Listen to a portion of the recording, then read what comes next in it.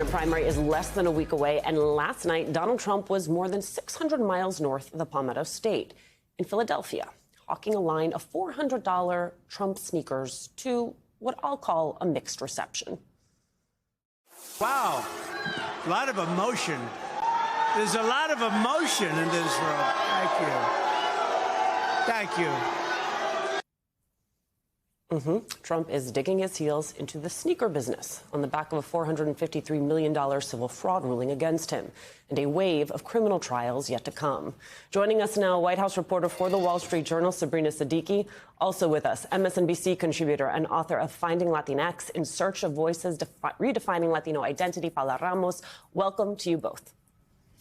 So good morning. Good morning, Sabrina. So is this what it's come to now? We're sitting here hawking gold tennis shoes for the presidency. What does this say about the state, how much the decisions, the court decisions recently have disrupted the flow of the Trump game? Yes, there was booing there. So, you know, that's a lot of emotion when you're booing at him. How are you reading the telltale signs from this campaign? Because there's a different feel to it on the heels of the massive decision this week. Yeah, look, as we know, former President Trump is on the hook for a lot of money. It could be with interest totaling about $500 million, right? So he does have a lot of bills to pay. I'm not sure that the sneaker line is going to do the trick for him. But they're gold. They're gold. So they're gold, you know, and we'll see. We'll see how it pans out. But look, I think the financial challenges that he is facing are, of course, having an impact on him and his campaign. Look, the Trump campaign often says in many ways that the courtroom is the campaign for them because you've heard him and you heard him do this again in his rally last night, really focus on his grievances with the judicial system, saying that, this is all some kind of, conspiracy and that he's being targeted when, there's, of course, an abundance of evidence to support, the charges and the verdicts that so far have been brought against him. But look, I think, you've also seen other signs of how the financial challenges are getting to him. And a lot of people are watching this, the endorsements he's made for the leadership at the RNC, and concern now among Republicans that he may even try to use the RNC and its cash flow to, support his legal bills. I mean, that's what Nikki Haley has said, right? I want to play. Well, first, can we just put up the Biden campaign statement, the good part about the sneakers? Donald Trump showing up to hawk bootleg off-whites is the closest he'll ever get to Air Force Ones ever again for the rest of his life. I appreciate Michael Tyler for putting a finer point on it. But Nikki Haley had something to say about what Sabrina just raised. Paula, I want to play for you how Nikki Haley is framing Donald Trump's legal woes and what he's trying to do with the RNC. He spent $50 million of his campaign contributions on personal court cases. And now he's trying to take the RNC so that it can be the piggy bank for his legal fees. We've got to start focusing on what Americans need, not what Donald Trump needs.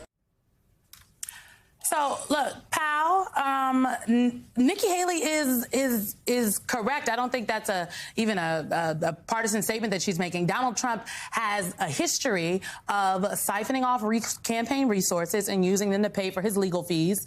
The grift is very real. Do you think people care about this?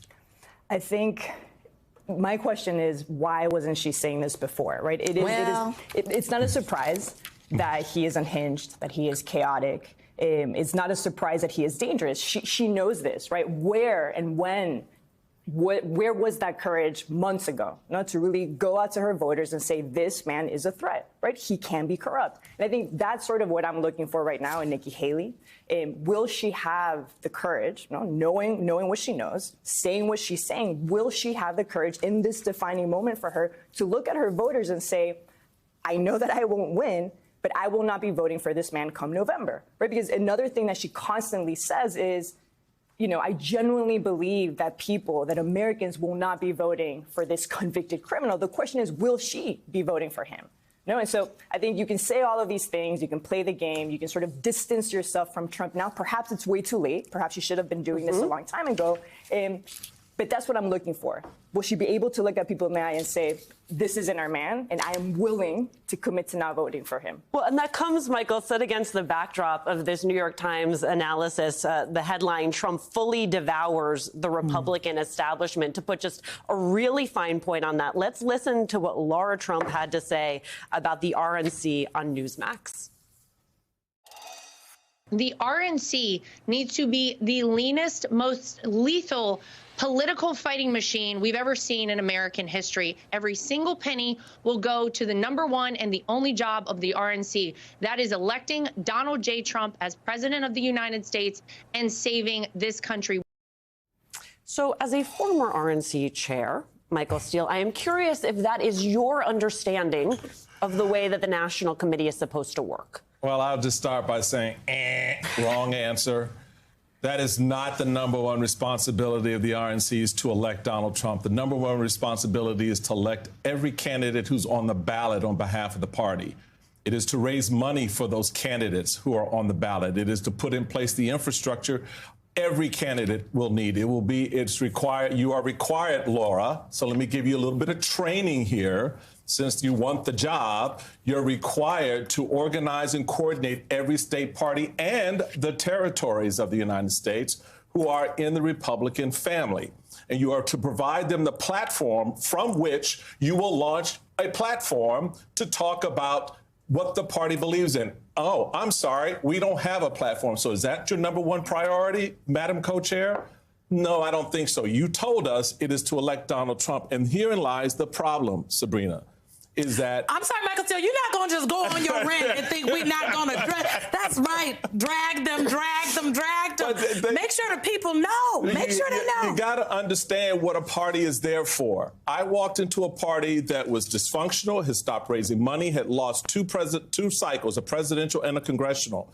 And the first thing I had to do was not figure out, oh, how do I elect a president? It's like, how do I get people to even consider a Republican candidate again? You've got fundamental problems inside the party, Laura, and so you need to focus on the problems. Oh, and by the way, the problem is your father-in-law. So you need to understand exactly what you're up against. And so it's the people need to understand, I think, Sabrina, that the reality of it is every dollar that goes into that building is going to go out into a law firm as part of paying those bills.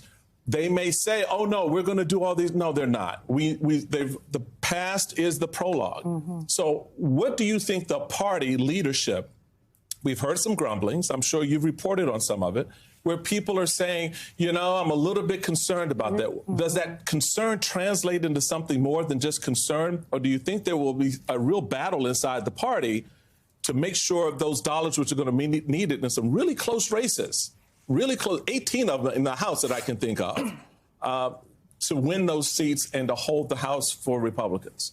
I mean, I think that there will absolutely be efforts to ensure that the party apparatus and its funds are being used in the service of electing other Republicans. The problem is, and this is sort of, you know, going in line with what you said, what do they do to meaningfully stop former President Trump if he does try to use the RNC to actually pay out his legal bills or for his own personal gain? Because we have now had many years of Republican elected officials and the establishment expressing concerns with Trump and his conduct, but not actually doing anything about it. And if anything, they're still lining up behind him.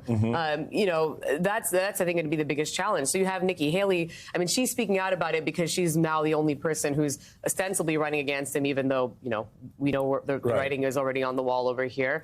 But the rest of what was once a crowded primary, instead of consolidating around an alternative like Haley, they consolidated behind Trump. Right. So I just don't think that this is the Republican Party that's going to meaningfully challenge Trump when we haven't seen any evidence of that since he first entered truly entered the political fray in 2015. Here's the thing. There's the party.